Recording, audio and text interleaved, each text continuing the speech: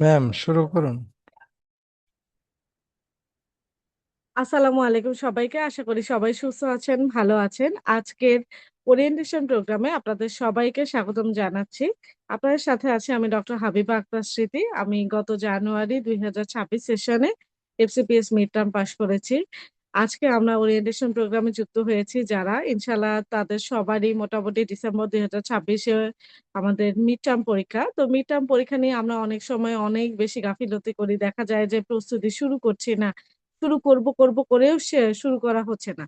তো সেই জায়গা থেকে যারা দেখছেন আমাদেরকে, তো তাদের সবাইকে স্বাগত জানাচ্ছি আমাদের জেনেসিস মিড টার্ম পরিবারে যে আপনারা যুক্ত হয়ে যাবেন খুব দ্রুত। কারণ যদি প্রিপারেশন না শুরু করেন তাহলে দেখবেন যে লাস্টের মাসটা বা লাস্টের ১-২ মাস আপনি মানে মনে হবে যে অথৈ সাগরে ডুবে যাচ্ছেন, এরকম অবস্থা। তো আজকের ওরিয়েন্টেশন প্রোগ্রাম আমাদের সাথে যারা আছেন তারা হচ্ছে regular batch 2 obs and gynae এই ব্যাচটার সাথে যুক্ত হচ্ছেন। তো সবাইকে আবারও স্বাগতম জানিয়ে আমি শুরু করছি। আমরা আজকে রেগুলার ব্যাচে যে অবস অ্যান্ড গাইনি সেটা নিয়ে কথা বলবো। আপনারা যারা যুক্ত আছেন তাদের মধ্যে আপনারা জানতে পারবেন যে আসলে আমাদের বিগত সেশনে যেসব আপুরা যুক্ত ছিলেন, সে আপুরাই বা কিভাবে আম জেনেসিস এর সাথে থেকে ইনশাআল্লাহ পাস করে গিয়েছেন গত জুলাই সেশনে। তো এরকম কয়েকজন আপুর থেকে আমরা তাদের অভিজ্ঞতা সম্পর্কে শুনবো। প্লাস আরো অনেক কিছু জানবো যে আসলে মিড টার্ম পরীক্ষাটা কি বা কিভাবে হচ্ছে। মিড টার্ম পরীক্ষাটা হচ্ছে আমাদের ২ বছর ট্রেনিং এর পরে মিড টার্ম পরীক্ষাটা অনুষ্ঠিত হয় বা আমরা দিতে পারি, যোগ্যতা অর্জন করি। তবে এখন যেহেতু জুন এবং ডিসেম্বর সেশনে পরীক্ষা হচ্ছে, তাই আমাদের একটা প্লাস পয়েন্ট হচ্ছে যে ২ বছর ট্রেনিং কমপ্লিট করার আগেই কিন্তু আপনি মিড টার্ম পরীক্ষায় বসতে পারবেন। ডিসেম্বর ২৬ এ ১৫ তারিখের দিকে ১৫-১৬ তারিখে ইউজুয়ালি হচ্ছে আমাদের মিড টার্ম পরীক্ষাটা অনুষ্ঠিত হয়। তো অনেকেই দেখা যাচ্ছে ডিসেম্বরের ৩১ তারিখেও হয়তো ২ বছর হবে। কিন্তু তারাও কিন্তু মিড টার্ম পরীক্ষায় বসতে পারবে। এটা নিয়ে একটা দ্বিধাদ্বন্দ্ব থাকে। সেই দ্বিধাদ্বন্দ্ব থেকে আপনাদের যাদের ১.৫ বছর হয়েছে এবং ট্রেনিং কন্টিনিউ করছেন তারা সবাই এলিজিবিলিটি পাবেন ইনশাআল্লাহ মিড টার্ম পরীক্ষার জন্য। আর মিড টার্ম পরীক্ষাটা কিভাবে হয়, কি হয় না হয় সবকিছু নিয়ে আমরা বিভিন্নভাবে কথা বলব। ১ম এই আমরা শুনে আসবো আমাদের একজন আপুর কাছ থেকে তার অভিজ্ঞতাটা। উনি আমাদের সাথে জেনেসিস পরিবারে যুক্ত আছেন এবং ছিলেন। উনি আমাদের মিড টার্ম ব্যাচে ছিলেন। মিড টার্ম ব্যাচে থেকে আল্লাহর অশেষ রহমতে এবার জুন ২০২৬ সেশনে মিড টার্ম পাস করেছেন। তো সেরকম একজন আপুর থেকে আমরা শুনবো। ডক্টর আফরিদি জামান প্রমি আপু আমাদের সাথে আছেন। আ এরপরে আমরা ক্রমান্বয়ে আরো একজন আপুর থেকে শুনবো তাদের অভিজ্ঞতাগুলো। তো আফ্রিদি জামান প্রমি আপুকে আমি রিকোয়েস্ট করব আপু যাতে আপুর অভিজ্ঞতাটা আমাদের সাথে শেয়ার করেন। আসসালামু আলাইকুম আপু। ওয়ালাইকুম আসসালাম। আচ্ছা, আহ, আসসালামু আলাইকুম আপুরা, যারা যারা অনলাইনে যুক্ত আছেন বা যারা যারা পরবর্তীতে দেখবেন। আমি ডক্টর আফ্রিদি জামান প্রমি, বর্তমানে এফসিপিএস পার্ট 2 ট্রেনি হিসেবে ঢাকা মেডিকেল কলেজ হসপিটালে আছি। এই জুন মাসে হচ্ছে আমি মিড টার্ম পাস করেছি আল্লাহর রহমতে। আমার যদি জার্নির কথা বলি তাহলে একেবারে পার্ট 1 থেকে মিড টার্ম পর্যন্ত আমি জেনেসিসের মানে সাথেই আছি। এবং হচ্ছে যে বিশেষ করে পার্ট 1-এ তারা আমাকে যেভাবে প্রিপেয়ার করেছে এবং সেই ভরসা করে আমি আসলে মিড টার্মের ব্যাচে ভর্তি হয়েছিলাম। ঠিক আমি জেনেসিসের হাত ধরে আমার মিড টার্ম আসলে পাস করা। তো আমি আসলে বলবো যে জেনেসিসের যে জিনিসটা সবচেয়ে পছন্দ সেটা হচ্ছে খুব সুন্দর করে তারা রুটিন করে দেয়। তো আমি আসলে পার্ট 1 পাস করেছি একদম টোটালি মানে 6 মাস পড়াশোনা করেই, মানে কোনো চাকরি বাকরি ছিল না। বাট নর্মালি আমাদের মিড টার্মের ক্ষেত্রে যে সমস্যাটা হয়, আমাদের যে ট্রেনিং থাকে, মানে ডিউটি থাকে, সবকিছু ম্যানেজ করে আসলে পড়াশোনা করাটা মানে বেশ টাফ। তো আমি এখনো আমাদের যা মানে অনেক আপুদের কাছে শুনেছি যে তারা এখনো কোথায় ভর্তি হবে, কি হবে বা কিভাবে পড়বে এখনো তারা শুরুই করেনি। কিন্তু আসলে যদি প্রথম থেকে সুন্দর করে প্রিপারেশন নেওয়া যায় তাহলে প্রিপারেশনটা খুব আসলে স্মুথলি সিলেবাসটা শেষ করা যায়। আচ্ছা, মিড টার্মে যদি আমি বুকস ম্যাটেরিয়ালের কথা বলি তাহলে আমি বলবো যে এই সময় এসে বই পড়ার আসলে বিকল্প নেই। তো আমি বলবো এসএ এর জন্য আমি শুধুমাত্র গাইনি এবং অবস দত্ত পড়েছি। এর বাইরে আসলে ওজিএসবি গাইডলাইন হেল্প করে এবং হচ্ছে আপুরাই সুন্দর করে বলে দিবে যে কোন ট্রিটমেন্টটা কোন গাইডলাইন থেকে আমরা পড়বো। আচ্ছা, আর হচ্ছে যে এসএকিউ এর জন্য এই দুইটা মোর দেন ইনাফ। আর এসবি এর কথা যেটা বলবো সেটা হচ্ছে রিসেন্টলি আপুরা হচ্ছে এসবিএ গোল্ড বের করেছে, এবং হচ্ছে এসবিএ গোল্ড আমার জন্য মানে লাস্টে অনেকটা ছিল হচ্ছে যে লাকি চার্ম ছিল, কারণ হচ্ছে যে মাত্র পরীক্ষার 25 দিন আগে আমি হচ্ছে এসবিএ গোল্ডটা হাতে পাই। এবং হচ্ছে ওই 25 দিনই মানে মেইনলি আমার টার্গেট ছিল, তার উপর আবার কোরবানি ঈদ ছিল। তো আমার টার্গেট ছিল 20 দিনের ভিতরে হচ্ছে এসবিএ গোল্ডটা কমপ্লিট করতে হবে। কারণ আমি প্রথমে ভেবেছিলাম যে দত্ত পড়লেই হয়তো এসবিএ টা মোটামুটি কভার হয়ে যাবে, কিন্তু এসবিএ টা আসলে প্র্যাকটিসের ব্যাপার আছে। তো এসবিএ গোল্ড আমাকে অনেক হেল্প করেছে, যেহেতু আপনারা মানে আগে থেকে হাতে পাবেন, তো আপনারা একেবারে রেগুলার যে কোনো টপিকের সাথে সাথে টপিক ওয়াইজ কিন্তু এসবিএ গোল্ডটা শেষ করতে পারবেন, এটা আপনাদের জন্য একটা সুবিধা। আচ্ছা, আর হচ্ছে যে যেটা সবচেয়ে প্রবলেম হয়, তো আমি হচ্ছে এসবি এর জন্য এসবিএ গোল্ড আর এসিকিউ এর জন্য দত্ত আর ওজিএসবি গাইডলাইন পড়েছি। তো এটাই আমার প্রিপারেশনকে মানে মোটামুটি মানে ফ্রুটফুল ছিল এগুলা।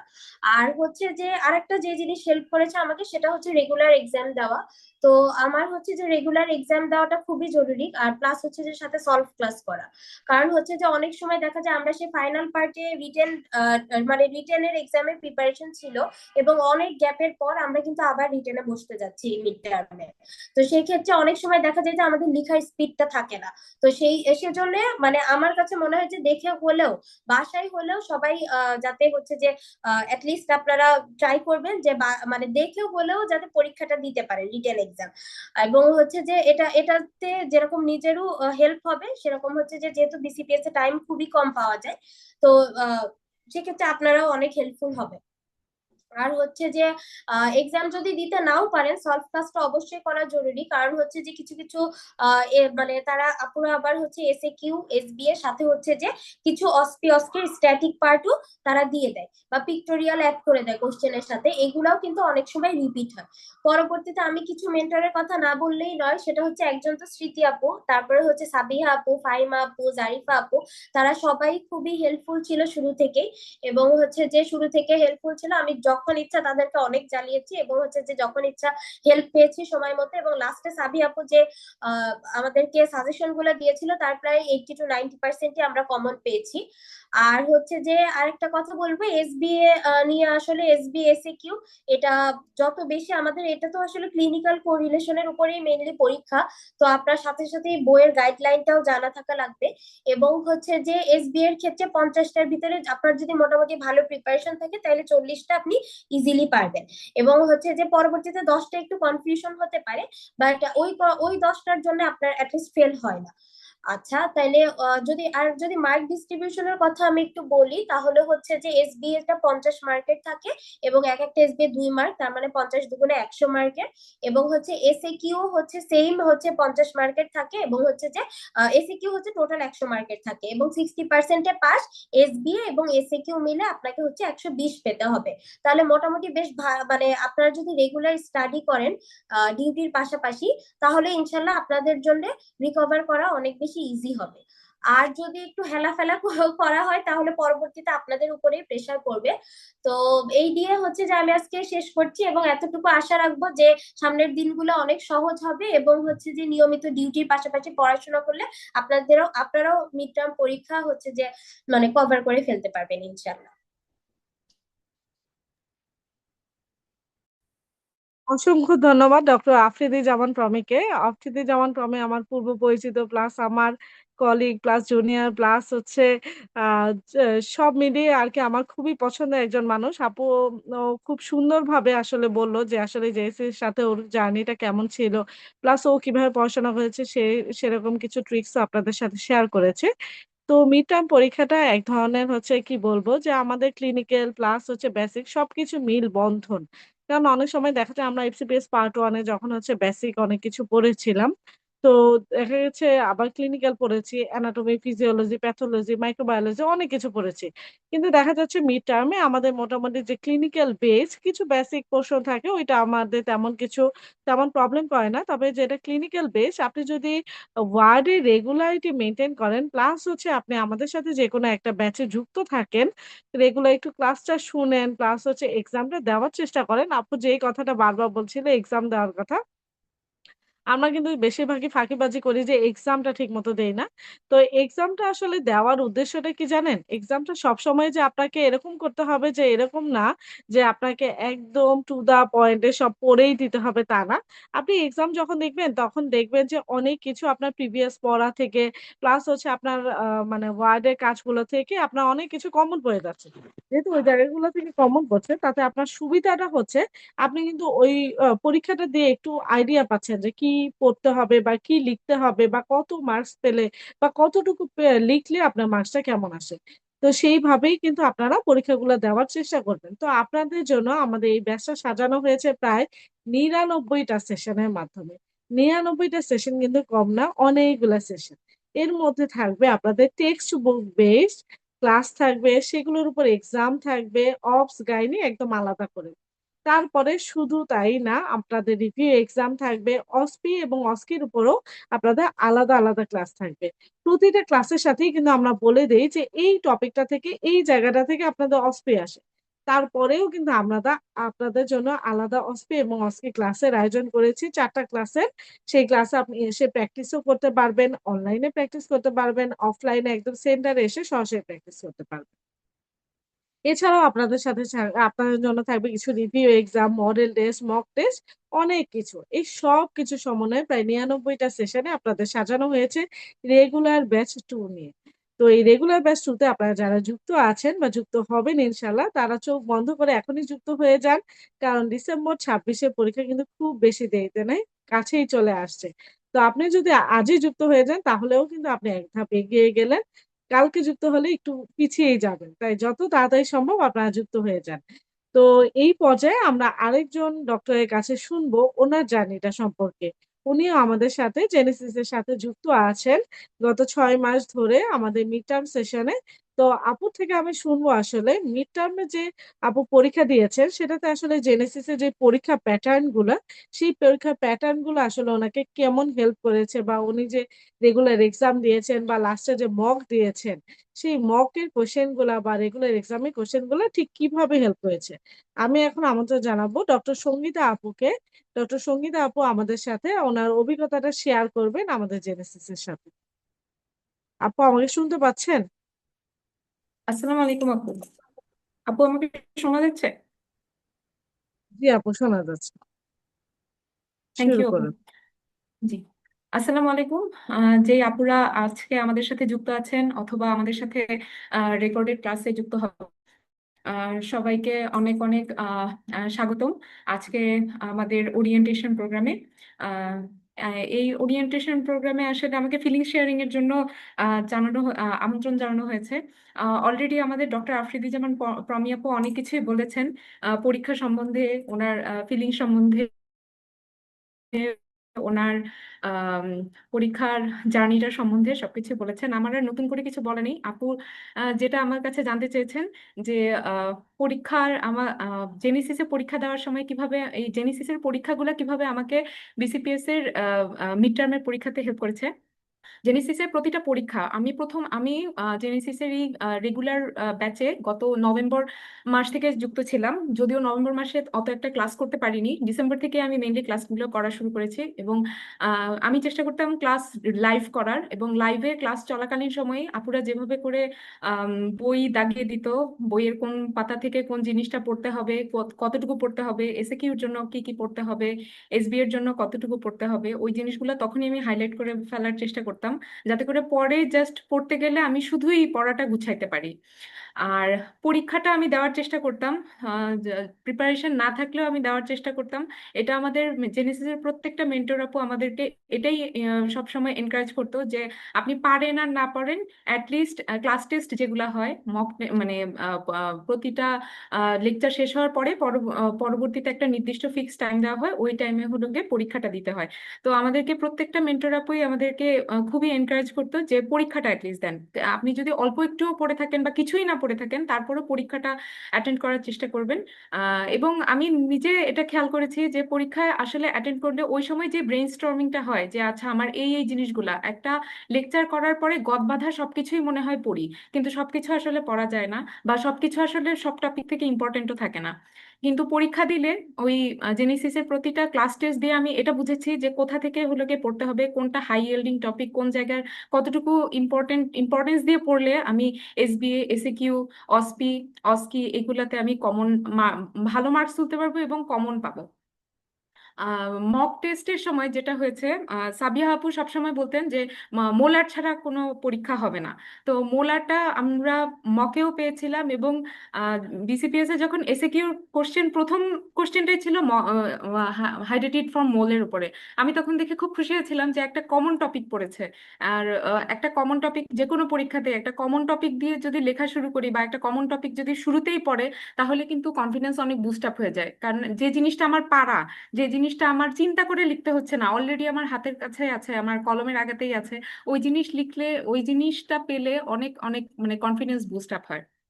পরীক্ষা দেওয়ার চেষ্টা করেছি। আর জেনেসিস এর পরীক্ষাগুলোতে শুধু এসএকিউ বা এসবি এর উপরে তারা জোর দেয়নি, অস্কি অস্পির উপরেও জোর দিয়েছে প্রতিটা পরীক্ষাতে। আমি প্রথম পরীক্ষা যখন দিয়েছিলাম তখন ভেবেছিলাম শুধু এসএকিউ আর এসবিএ এতটুকুই করতে হবে, পরে দেখি যে না, অস্কির একটা পার্ট আছে, এবং ওই অস্কির পার্টে যে পিক্টোরিয়াল গুলো দেওয়া হয় বিভিন্ন সময় সিটিজি থেকে থাকে, তারপর বিভিন্ন ধরনের পিক্টোরিয়াল যেগুলো আগের কোশ্চেন কোশ্চেন আগের সেশনগুলোতে এসেছিল, সেগুলা আপুরা দিয়ে দেয়, বা কিছু কিছু নতুন জিনিসও আপুরা অ্যাড করে দেয় যেগুলো থেকে আসার সম্ভাবনা থাকে। এবং এগুলো আমরা খুবই ফ্রুটফুল হয়েছে এই পরীক্ষাগুলো দিয়ে, যে আমাদের সবকিছুই মোটামুটি টপিক সবকিছুই একটু তো ঘুরিয়ে ফিরে আসবে, কিন্তু টপিক মোটামুটি সবকিছুই আমাদের কমন পড়েছিল। আর এসবিএ এসবিএ আসলে এসবিএ, এসএকিউ, অস্কি সবকিছুই হলো গিয়ে মোটামুটি আমাদের কোশ্চেন প্যাটার্ন প্রায় সেমই থাকে। বিগত 1-2 বছর ধরে কোশ্চেন একটু ঘুরিয়ে ফিরে আসলেও মোটামুটি ক্লাস করে গেলে, রেগুলার ক্লাস করলে, রেগুলার পরীক্ষা দিলে কোশ্চেনগুলো মোটামুটি কমনই পড়ে।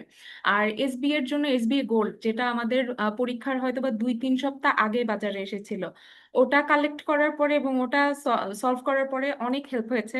মানে জিনিসগুলা এসবিএ এর আমরা যখন প্রথম শুরু করি প্রিপারেশন নেওয়া, তখন এসবিএ মানে মিড টার্মকে কেন্দ্র করে কোনো বই ছিল না, এসবিএ এর কোনো আলাদা বই ছিল না। আমরা ওই অ্যান্ড্রুজ থেকে শুরু করে সবকিছুই আমরা পড়তাম যে আচ্ছা এগুলা থেকে আসতে পারবে, আপুরাও সবকিছু দাগায় দিত যে এটা আসতে পারে, এই লাইনটা আসতে পারে এসবিএ হিসেবে। কিন্তু যখন 2-3 সপ্তাহ আগে সেই গোল্ড এসবিএ গোল্ডে বইটা আসলো, সেটা সলভ করে অনেক উপকৃত হয়েছি।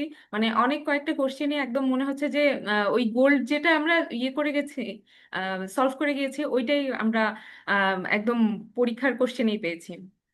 আর হলো আম, হাতে কলমে যে প্র্যাকটিসটা, অস্কির আগে প্রসিডিওর গুলা আপুরা অনেক সুন্দর করে এখানে দেখিয়ে দেয় এবং আমাদেরকে হেল্প করে, আমাদেরকে এনকারেজ করে যে আপনারা নিজের হাতে করেন। মানে রিটেন পরীক্ষার পরে মোটামুটি প্রায় আমাদের 8-9 দিনের মতন ব্রেক ছিল।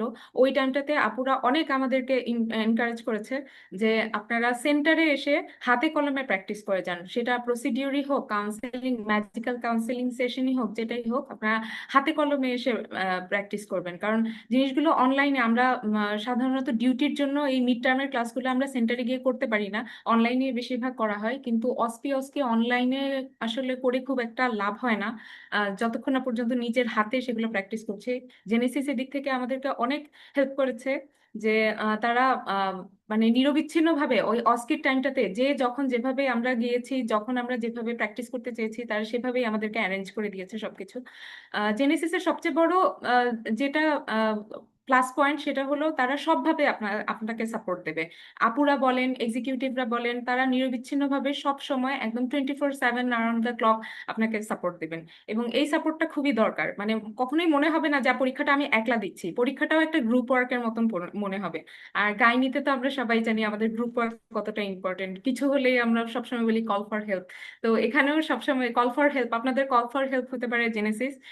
যারা এখনো যুক্ত হন নাই, আপনি ডিসেম্বরে পরীক্ষা দিবেন, আর হাতে 5 মাসের মতো সময় আছে। আর যদি আর কোনো দিকে আপনাদের কোনো ধরনের কোনো ডাউট থেকে থাকে, সেই ডাউট গুলা মাথা থেকে সরায় জেনেসিসের সাথে যুক্ত হবেন। কারণ জেনেসিসের সাথে যুক্ত হলে আর আপনাকে কিছু চিন্তা করতে হবে না, তারাই একটা সুন্দর স্ট্রাকচার গাইডলাইন আপনাকে দেবে। আপনার কিভাবে কোন জায়গায় কতটুকু পড়তে হবে, কতটুকু সময় দিতে হবে, সেটা খুব সুন্দরভাবে স্ট্রাকচার ওয়েতে বুঝিয়ে দিবে। আপনাদের আর বেশি এদিক সেদিক বা কোনো কনফিউশনে ভুগতে হবে না। যারা আগামীতে পরীক্ষা দেবেন সবার জন্য অনেক অনেক শুভকামনা। এই বলে আজকে আমি আমার অংশটা শেষ করছি। হাবিব আপু, আসসালামু আলাইকুম। ওয়ালাইকুম আসসালাম আপু। অসংখ্য ধন্যবাদ ডক্টর সঙ্গীতা আপুকে। আপু অনেক সুন্দর করে আসলে বলেছেন যে জিনিসটা আসলে আমি জানতে চেয়েছিলাম বা আপুদেরকে জানাতে চেয়েছিলাম যে আসলে জেনেসিস এক্সাম গুলো বা এক্সামের প্যাটার্ন গুলো কিভাবে আমাদের বিসিবিএস এর এক্সামে প্রভাব ফেলে বা বিসিবিএস এক্সামে হেল্প হয়। আপু অনেক সুন্দরভাবে বলেছে আসলে আর কোনো মনে হয় কারোই কোনো ডাউট নেই যে আসলে এক্সাম রেগুলার দেওয়ার কোনো বিকল্প নেই। রেগুলার না দিলেও আমি যেই কাজটা করেছিলাম আমিও একটু দুষ্টুমি করেছিলাম। মাঝে, মাঝে একটু করে এক্সাম মিস দিয়েছিলাম। সেটা তো ঠিক আছে। কিন্তু ব্যাপারটা হচ্ছে এক্সামের যে কোয়েশ্চেন গুলা আছে, সেই কোয়েশ্চেন গুলা সলভ গুলা আপনারা কালেক্ট করবেন। অবশ্যই কোন এক্সাম যদি মিসও দিয়ে থাকেন তাহলেও সলভটা করে ফেলবেন। তাতে কি হবে? দেখবেন যে ওই টপিকের উপর মোটামুটি মেক্সিমাম কোয়েশ্চেনই কভার আপ হয়ে যাচ্ছে। আপনার প্রিপারেশনটাও হয়ে যাচ্ছে। আচ্ছা, এই পর্যায়ে আমরা আমাদের গেস্টের মুখের কথা শুনবো ডক্টর জারিফা আপুর কাছ থেকে। যে আসলে আমরা তো অনেক কিছু শুনলাম যে জেএসএস আমাদেরকে কিভাবে হেল্প করছে বা এই ব্যাচটা কিভাবে রান করবে সেটা নিয়ে আমি অল্প বিস্তর কিছু কথা বলেছি। এখন আমরা শুনবো আসলে আমাদের সিলেবাসটা সম্পর্কে। সবাই কিন্তু অনেক অধীর আগ্রহে অপেক্ষা করছে যে আমাদের অবস অ্যান্ড গাইনি এই ২ টা বই পড়তে হবে। এই ২ টা বইয়ের আসলে কোথায় পড়তে হবে বা এই ২ টা বইয়ের আসলে সিলেবাসটাই কি? পরীক্ষার প্যাটার্নটা কি? পরীক্ষার প্যাটার্ন এবং অবস এর সিলেবাস নিয়ে আমি ডক্টর জারিফা আপু আমাদের গেস্ট হিসেবে আছেন। আপুকে আমি রিকোয়েস্ট করব আপু যাতে আপনাদের উদ্দেশ্যে এই সিলেবাসটুকু দেখান এবং আপনাদের পড়ার সম্পর্কে কিছু বলেন। আপু আমাকে শুনতে পাচ্ছেন? জি আপু, শোনা যাচ্ছে। আপনি কি শুনতে পাচ্ছেন আমাকে? জি আপু শোনা যাচ্ছে। আচ্ছা। আমি এখন হচ্ছে একটু ডিউটিতে আছি। এই জন্য আমি ভিডিওটা ওভাবে অন রাখছি না। আমি হচ্ছে একটু আপনাদের একটু স্লাইডে দেখাবো, হ্যাঁ। আর আপনাদের সাথে আগে আমি একটু পরিচয় দিই। সেটা হচ্ছে আহ আমি জেনেসিসের সাথে আছি 2023 সাল থেকে, যখন আমি নিজে মিটাম দিই। মিডটার্মে আমি অনেক সুন্দর গাইডেন্স পেয়েছি জেনেসিস থেকে, তারপর আমি নিজে এখানে মেন্টর হয়েছি। তো আজকে আমি একটু অবস টপিক নিয়ে একটু আইডিয়া দিতে চাচ্ছি। আর হচ্ছে আমি ক্লাসের যে টিপস গুলা সেগুলি সবাই খুব সুন্দর করে বলেছে। আমি একটু জানতে চাবো যে আমার স্ক্রিনটা কি দেখা যাচ্ছে কিনা। স্ক্রিনটা আপু কি দেখা যাচ্ছে বাকি যারা? দেখা যাচ্ছে আপু। দেখা যাচ্ছে। আচ্ছা, ঠিক আছে। এখন আমরা তো অবভিয়াসলি আমাদের এত ইন্টারঅ্যাক্টিভ কয়েকটা ক্লাস হবে, সেখানে আপনারা ইন ডিটেল খুব ভালো করে শিখবেন কি কি টপিক লাগে। তাও আজকে একটা আইডিয়া দেয়া যে আমরা আসলে এতদিন পর পরীক্ষা দিচ্ছি, নিশ্চয়ই সবার একটু একরকম ভয় কাজ করছে এতদিন পর পরীক্ষা দেওয়ার। তো বেসিক্যালি আমরা যে টপিক গুলা ওয়ার্ডে পেয়ে থাকি,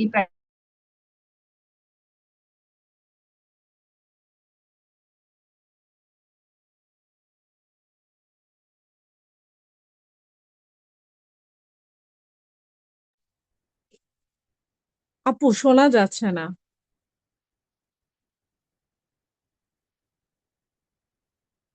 জারিফ আপু।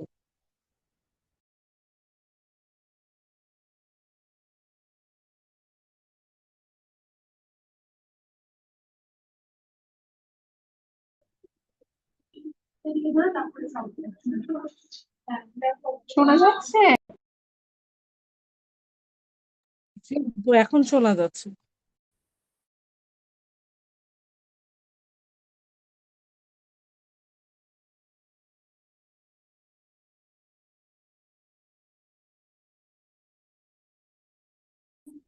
হাবিবা আপু, আমার মনে হয় আপনি কন্টিনিউ করেন, আমার নেটটা আমি একটু দেখে আবার আসি।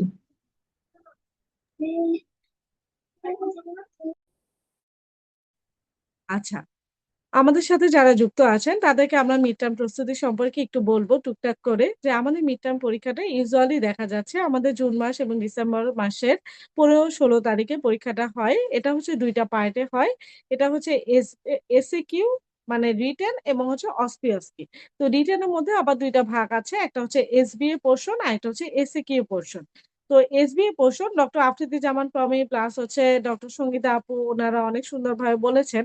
আমি আরেকটু ডিটেইলস বলতে চাই, একটু এড করতে চাই যে আমাদের মোটামুটি এসবি পোরশনটা পরীক্ষা হয় ১ম দিনে। এটা ৫০ টা কোয়েশ্চেন থাকে, টোটাল মার্কস থাকে ১০০। তো এখানেও 60% পাস, এই 60% এ পাস। তবে সুবিধা হচ্ছে আমরা যেহেতু এফসিপিএস পার্ট 1 পাস করেছি, এফসিপিএস পার্ট 1 অনেক এসপিএস সলভ করেছি। প্লাস আপনারা জানেন যে রিসেন্টলি আমাদের এসবিএ গোল্ড বইটা লঞ্চ হয়েছে। এই বইটা খুবই হেল্পফুল হবে আপনার এসবিএ এর জন্য। তো আপনারা যদি মোটামুটি এই বইটা সলভ করতে পারেন, প্লাস হচ্ছে ক্লাসগুলো যদি ফলো করতে পারেন, তাহলে দেখবেন যে প্রায় ৫০ টার মধ্যে ৩৫ টা এসবিএ কিন্তু ইজিলি আপনি পারবেন। তো সেক্ষেত্রে ৩৫ থেকে ৪০ টাও যদি আমি ধরি, আপনি যদি মোটামুটি 70% মার্কসও তুলতে পারেন, আপনি কিন্তু রিটেন এ এগিয়ে গেলেন। আচ্ছা, আরেকটা মজার বিষয় হচ্ছে প্লাস আশ্বস্ত করার বিষয় হচ্ছে যে আমাদের আ এসবিএ প্লাস এসিকিউ এই ২ টা মিলে হচ্ছে আপনি ১২০ মানে 60% মার্কসে পাস। তো এজন্য আপনি যদি এসবিএ তে একটু ভালো মার্কস তুলতে পারেন, সেক্ষেত্রে কিন্তু আপনার এসিকিউ এর জন্য খুব ভালো হবে।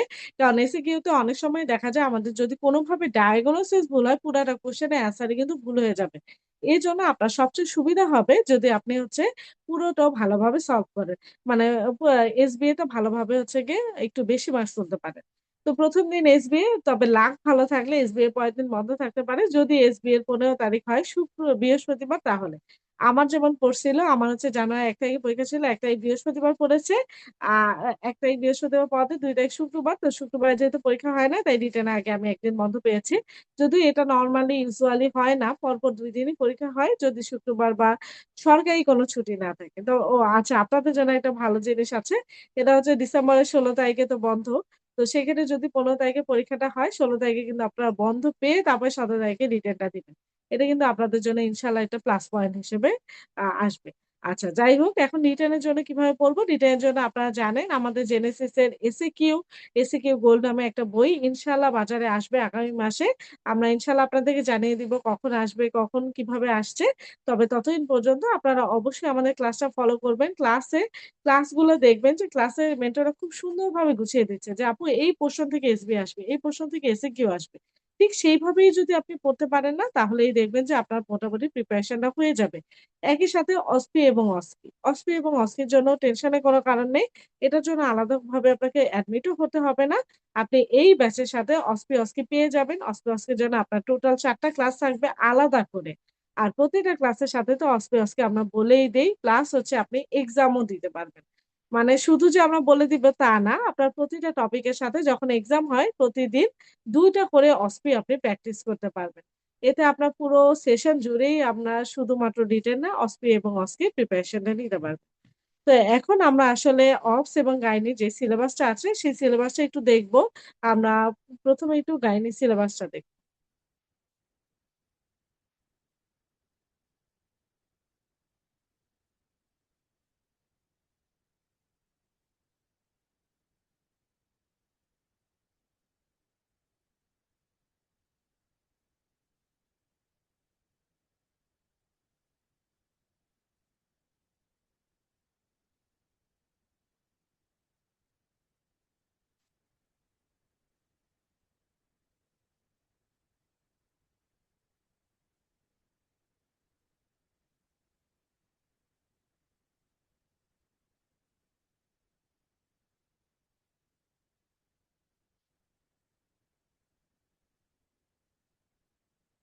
আচ্ছা। তাহলে একটু খেয়াল করেন, আমরা একটু এক্সামের টপিক গুলো বলি। ১ম এ তো বলেই ফেলেছি যে রিটেন থাকবে এসবি, এসএকিউ, অসপি। তো গাইনি টপিক নিয়ে আমি আলোচনা করার কথা বলেছি। তো গাইনি টপিকে দেখেন ১ম এই হচ্ছে অ্যাবরশন। অ্যাবরশন থেকে মোটামুটি আপনি কোয়েশ্চেন পাবেন। অ্যাবরশন, তারপরে এক্টোপিক প্রেগন্যান্সি, জিটিডি। ঠিক আছে? যেটা বলেছিল মোলার প্রেগন্যান্সি, তাই না? মোলার প্রেগন্যান্সি থেকে একটা কোয়েশ্চেন, এক্টোপিক প্রেগন্যান্সি থেকে একটা কোয়েশ্চেন। এগুলো একটু কমন কোয়েশ্চেন। যে আপনি কমন কিছু কোয়েশ্চেন পাবেন।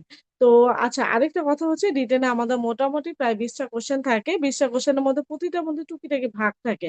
তো গাইনি থেকে আপনি ১০ টা কোয়েশ্চেন পাবেন। ১০ টা কোয়েশ্চেনের মধ্যে ২ টা গ্রুপ থাকবে। একটা সি গ্রুপ, একটা ডি গ্রুপ। প্রতিটা গ্রুপে আবার ৫ টা করে কোয়েশ্চেন থাকবে। তো এগুলোর মধ্যেই দেখবেন যে ভাগ থাকে। একটা হয়তো একটু প্রেগন্যান্সি থেকে আসছে, আরেকটা গ্রুপে হয়তো মোলার প্রেগন্যান্সি থেকে আসছে। আচ্ছা। তারপরে দেখেন পিউবার্টি। পিউবার্টি থেকে আমাদের ক্লাসে পড়ানো হবে। তাও আমি যদি বলি প্রিকোশিয়াস পিউবার্টি, ডিলেড পিউবার্টি এগুলো থেকে পড়তে হয়। কনজেনিটাল কিছু ম্যালফরমেশন থেকে কোয়েশ্চেন আসে। অনেক সময় হচ্ছে ইমপারফেক্ট, হাইমেন, ক্রিপ্টোমেনোরিয়া থেকে কোয়েশ্চেন আসছে। অ্যামেনোরিয়া। অ্যামেনোরিয়া থেকে প্রাইমারি অ্যামেনোরিয়া, সেকেন্ডারি অ্যামেনোরিয়া যে কজ গুলো সেগুলো থেকে কোয়েশ্চেন আসে। ইন্টারসেক্স দেখে আপনি জেনেটিক্স এর ঠিক যে জায়গাগুলো পড়েছেন যেমন আমার সময় টার্নার সিনড্রোম থেকে কোয়েশ্চেন এসেছে। তো এরকম ভাবে বিভিন্ন সেশনে কোয়েশ্চেন আসে। পলিসিস্টিক ওভারিয়ান সিনড্রোম এটা থেকে একটা কোয়েশ্চেন মোটামুটি মাস্ট হিসেবে আসে আপনি পাবেনই ইউজুয়ালি। তারপরে চলে আসেন হার্সুটিজম।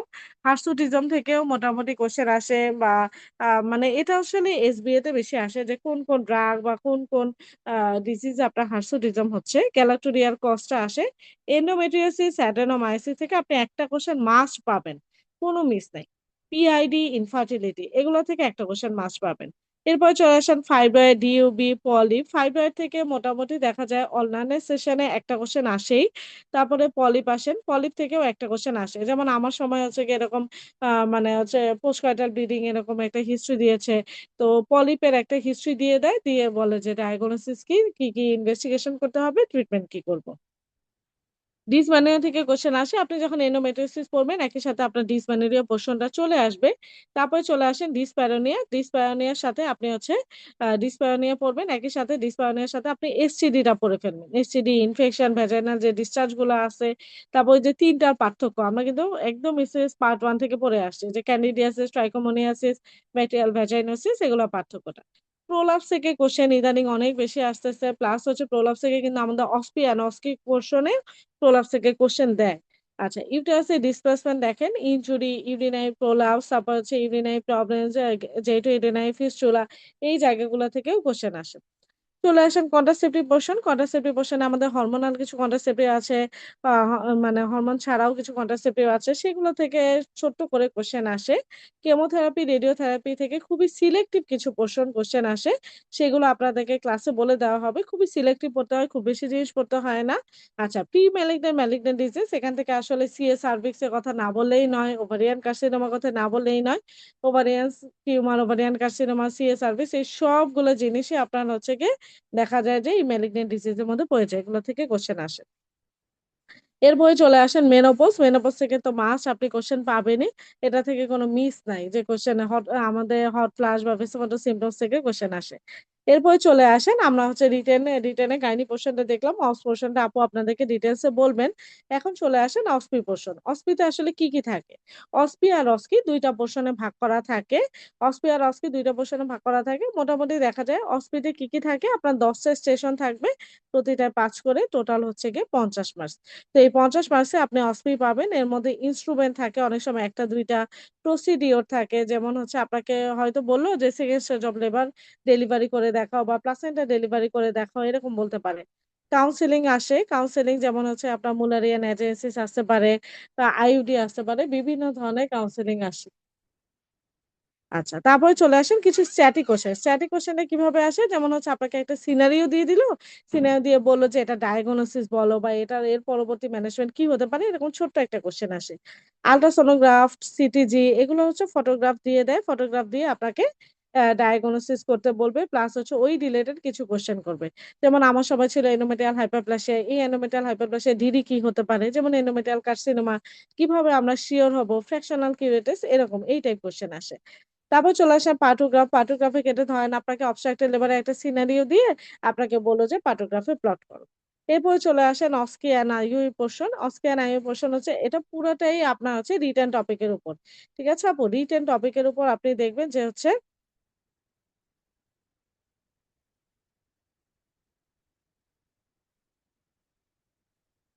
এটা পুরাটাই আমাদের রিটেন টপিক এর উপর বেস করে দেওয়া। রিটেন টপিক এর উপর আপনি দেখবেন যে রিটেন টপিকটা যদি আপনি ঠিকমতো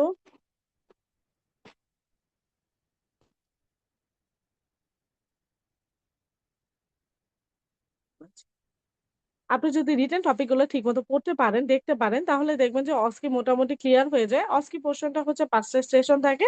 স্যার ম্যাডামদের সামনে থাকে। তখন হচ্ছে স্যার ম্যাডামরা কোয়েশ্চেন করেন বা একটা ছোট্ট চিটকুট দেন যে এটাতে একটা কোয়েশ্চেন থাকে। মেইনলি হিস্ট্রি টেকিং গুলা বেশি থাকে। তো তখন আপনাকে ওই রিলেটেড কোয়েশ্চেন করে, ওই রিলেটেড আপনাকে অ্যান্সার দিতে হয়। খুব বেশি কঠিনও না। আমরা হিস্ট্রি রিলেটেড কোয়েশ্চেন গুলোই বেশি আসে। তো মোটামুটি হচ্ছে গাইনি পোর্শনটুকু এতটুকু এবং অস্পি অ্যান্ড নস্কের ছোট করে ধারণা দিলাম। এছাড়া ডিটেইলস ধারণা আপনারা ইনশাআল্লাহ ক্লাসে পাবেন। এখন আমি এই মুহূর্তে ডক্টর জারিফা আপুকে আমন্ত্রণ জানাচ্ছি। ডক্টর জারিফা আপু আপনাদের সাথে অবস পোরশনটা নিয়ে একটু কথা বলবেন। অবস পোরশনটা আসলে কিভাবে কি টপিক থেকে মোটামুটি কোয়েশ্চেন আসে। জারিফা আপু আমাকে শুনতে পাচ্ছেন? জি জি, আমাকে শোনা যাচ্ছে? জি আপু শোনা আমি একটু যাচ্ছে। স্ক্রিন শেয়ার করবো। আপনারটা বন্ধ হলো তাহলে স্ক্রিন শেয়ারিং। আচ্ছা, ওকে। আমার আমার একটা রুগী অ্যাটেন্ড করা লাগতেছে, এই জন্য আমি একটু সরি শব্দের জন্য। আচ্ছা, আমি হচ্ছে যে ফাইলটা দেখাবো।